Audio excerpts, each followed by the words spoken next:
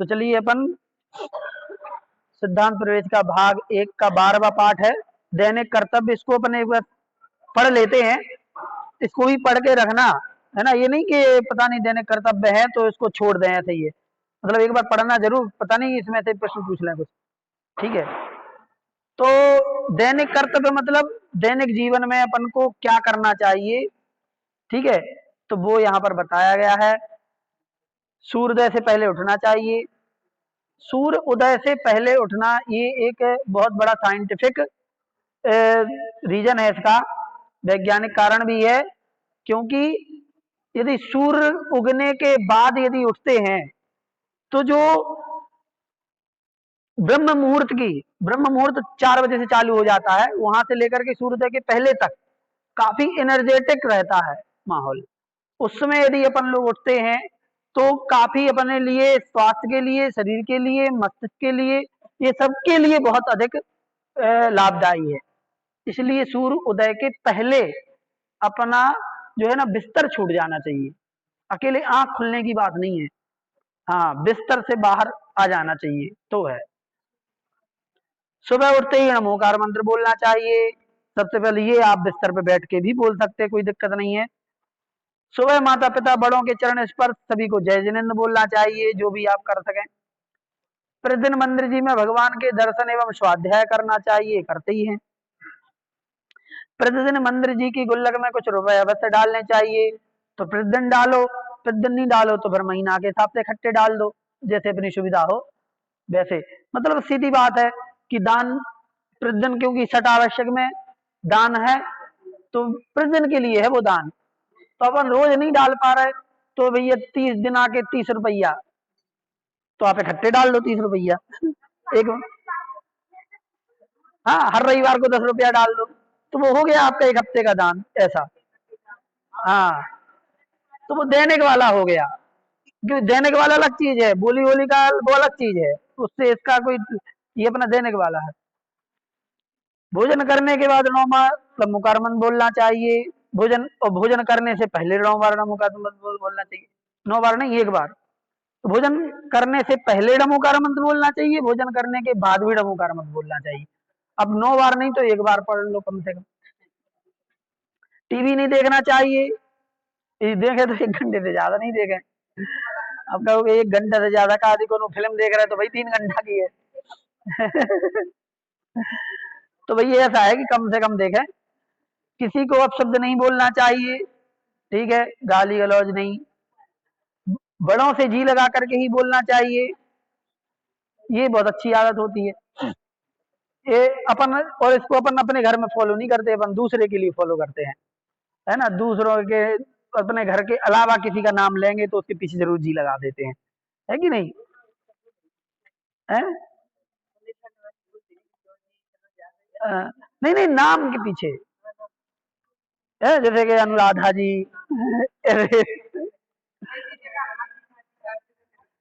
हाँ वो तो एक तकीय कलाम हो जाता। सबसे प्रसन्न मुद्रा में शिष्टाचार पूर्वक बोलना चाहिए, बात करना चाहिए। शिष्टाचार पूर्वक तभी बोलेगा जब अंदर कोई मान कथा ना हो, ईगो ना हो, तो शिष्टाचार होगा, नहीं दरसो शिष्टाचार नहीं हो सकता।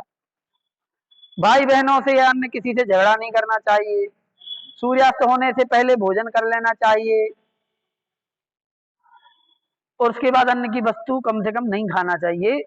वैसे तो चारों प्रकार का त्याग होना चाहिए, नहीं तो, हालांकि ये जो पुस्तक है ये बच्चों के हिसाब से बनाई गई है, ये फिर अपन लोग पढ़ने लगे हैं, ये उसकी है, ये क्या नाम है, पाठशाला की पुस्तक है। तो इसलिए उन्हीं के हिसाब से लिखा है कि भैया अन्न की वस्तु नहीं खाना चाहिए कम से कम। रात्रि में सोने से पहले दादा दादी माता पिता की सेवा करके आशीर्वाद प्राप्त करके सोना चाहिए। सोने से पहले 9 बार नमोकार मंत्र पढ़ना चाहिए, और घर में आए मेहमानों के चरण स्पर्श करके जय जिनेंद्र बोलना चाहिए, उनसे मीठी मीठी बातें करना चाहिए। हाँ ये वाला हमने पता नहीं कब तो उनको बच्चों को पढ़ाया था शायद, वे कहते थे कि मीठी बातें कैसी होती हैं। हाँ अभी इनकी परीक्षा होनी थी तो पढ़ाया था हमने कि मीठी मीठी बातें कैसी होती है।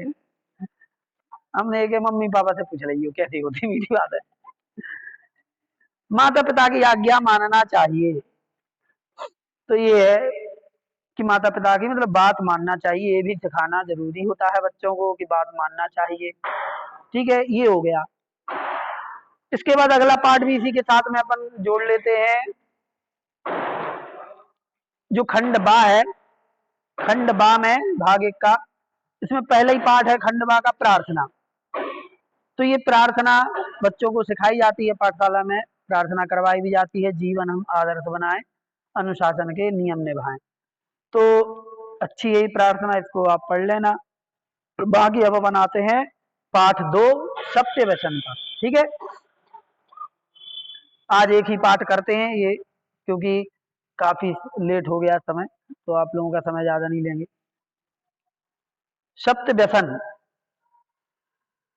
तो ये व्यसन जो है, बुरी आदतों का होना व्यसन कहलाता है।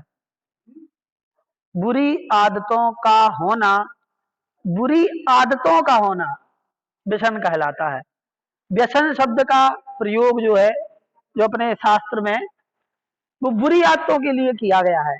आदतें तो किसी भी चीज की हो सकती है, अच्छी भी हो सकती है, बुरी भी हो सकती है, लेकिन अच्छी आदतों को व्यसन नहीं कहा, बुरी आदतों को व्यसन कहा।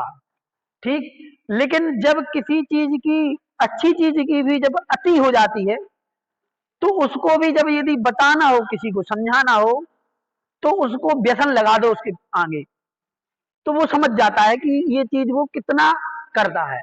मान लीजिए कोई बहुत ज्यादा पढ़ता है, हाँ, वो तो यदि आदत है तो व्यसन है। वही हम समझा रहे हैं कि जैसे कि पढ़ना अच्छी आदत है कि खराब, बताओ? अच्छी आदत है ना।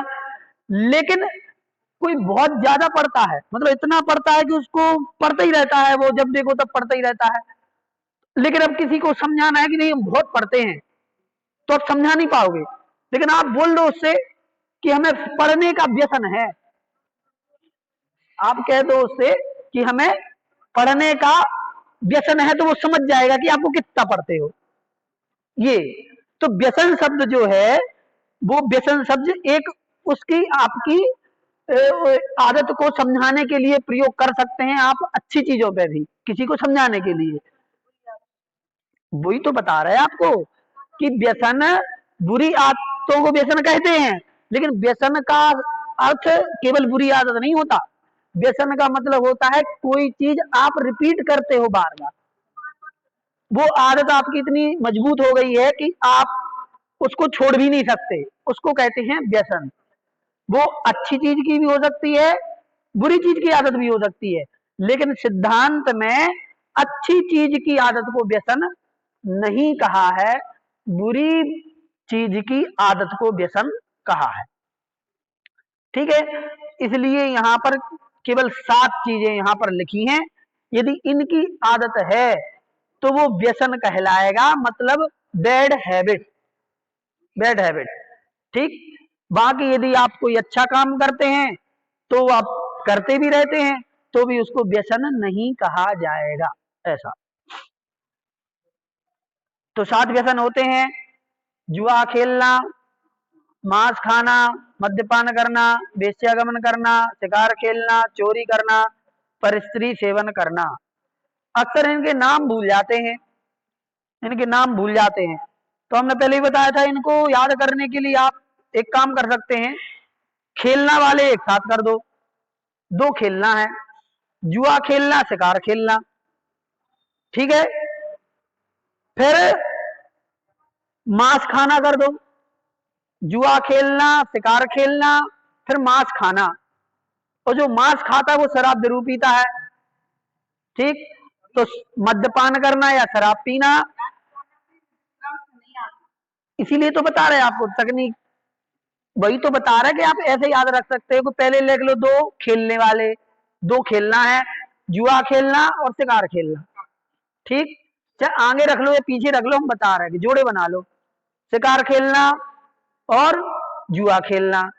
फिर मांस खाना, मांस खाने वाला शराब जरूर पीता है, तो शराब पीना या मद्यपान करना, और चोरी करना, 2 करना वाले हो गए, मद्यपान करना, चोरी करना,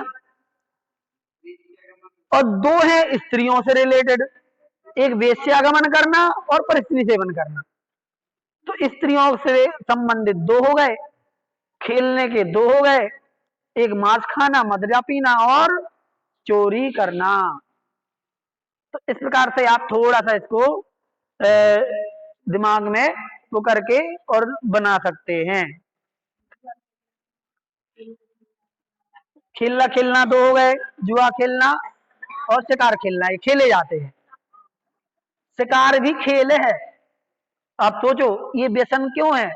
क्योंकि खेल मतलब जीवों की हिंसा करना भी खेल बना गया, तो इसलिए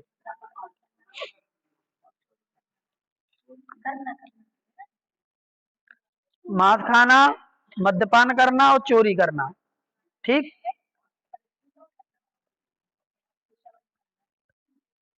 तो करना के नीचे से दो आ जाएंगे तो स्त्रियों के, तो वेश्यागमन और परिस्थिति, इस प्रकार से लगा सकते हैं। अब देखिए सबसे पहले जुआ खेलना, तो धन आदि की शर्त लगा करके ताश खेलना, शेयर मार्केट में पैसे लगाना, मैच चुनाव में हार जीत का सट्टा लगाना, शर्त लगाना आदि जुआ कहलाता है। जुआ क्या है? कोई भी खेल, खेल में जुआ तब हो जाता है जब किसी चीज को दांव पे लगा करके कोई खेल होता है, हार जीत का वहां पर फिर खेल होता है, वहां पर जुआ होता है। केवल धन अधिक, केवल धन नहीं, कोई भी चीज दांव पे लगाकर, दांव पे लगाने मतलब तुम जीते तो तुम्हारा, हम जीते तो हमारा, इसे कहते हैं दांव पे लगाना। ठीक है, तो किसी वस्तु को, किसी चीज को दांव पे लगा करके जब हम कोई खेल खेलते हैं और उसमें हार जीत का, हार हारने या जीतने पर वो वस्तु उसकी हो जाती है, उस समय वह जुआ का रूप ले लेती है। बाकी आप कोई भी खेल खेलो, कोई दिक्कत नहीं है, वो जुआ नहीं कहलाएगा जब तक कि उसमें कोई शर्त नहीं हो। तो अब चाहे कुछ भी हो, शेयर मार्केट में, अब शेयर मार्केट का ये होता है कि शेयर मार्केट भी कई प्रकार के उसमें चलने लगे आजकल। शेयर मार्केट बिजनेस के रूप में भी होता है, शेयर मार्केट जुआ के रूप में भी होता है। जहां सिर्फ ये होता है कि भाई एक के 100, एक के 1000, एक के एक मतलब 1000 गुना होना है, 100 गुना होना है, 50 गुना होना है। मतलब एक बार लगाया शाम तक कितने मिलेंगे, मिल गए तो मिल गए, नहीं मिले तो नहीं मिले, ये होता है। ये वाला यदि होता है तो ये क्या कहलाता है? ये जुआ में आएगा। जहां पर इन्वेस्टमेंट होता है कि भाई आप लगा दो, जैसे बिजनेस बढ़ेगा तो फायदा तो होना ही होना है आपके पैसे, तो वहां पर बिजनेस भी होता है। तो इसको थोड़ा समझ करके, हर जगह ना तो वो पूरी तरह से जुआ भी हो सकता है, ना पूरी तरीके से बिजनेस हो सकता है। कहाँ कैसी कंडीशन है वैसी होना चाहिए। मांस खाना, जीवों को मार करके खाना अथवा मरे हुए जीवों का कलेवर खाना। क्या? जीवों को मार करके खाना, उनका मांस, उनका कलेवर, उनके शरीर को खाना, ये मांस खाना ये व्यसन है। अब मांस खाना तो जो भी हो, अंडे से लेकर के और और जीवों का मांस और उनसे मिली हुई चीजें जो भी यदि बनती हैं बाजार में, वो उनका भी सेवन मांस खाने में आएगा। ठीक है, तो आजकल बाजार की चीजों का ज्यादा प्रचलन चल रहा है, इसलिए उन चीजों को देख करके अपन को उपयोग करना चाहिए, बच्चों को कराना चाहिए कि भाई जिससे मांसाहार का दोष अपन को ना लगे। मद्यपान करना मतलब शराब पीना। जिन वस्तुओं को पीने या खाने से व्यक्ति बेसुध हो जाता है, यहाँ मद्यपान का मतलब सिर्फ शराब से नहीं है, मद्यपान का मतलब यहाँ पर हर नशीली चीज से है जो आपको बेसुध कर दे, मतलब आपकी सुध खो दे, वो मद्यपान में आएगा। तो इससे क्या होता है? बुद्धि भ्रष्ट हो जाती है, शरीर रोगों का घर हो जाता है। ऐसे उन नशीले पदार्थों के सेवन को मद्यपान कहते हैं। अब इसमें सब आएगा, शराब, बियर, वाइन, तंबाकू, गुटखा, गांजा, अफीम, ड्रग्स आदि सब चीजें आएंगी। है? चाय कॉफी मद्यपान में नहीं आएगा, मद्यपान में मद्य थोड़ी है, वो व्यसन में आएगा। हाँ, वो सिर्फ ऐसा है कि हमने क्या कहा कि वो आदत बनती है तो वो व्यसन कहलाएगा।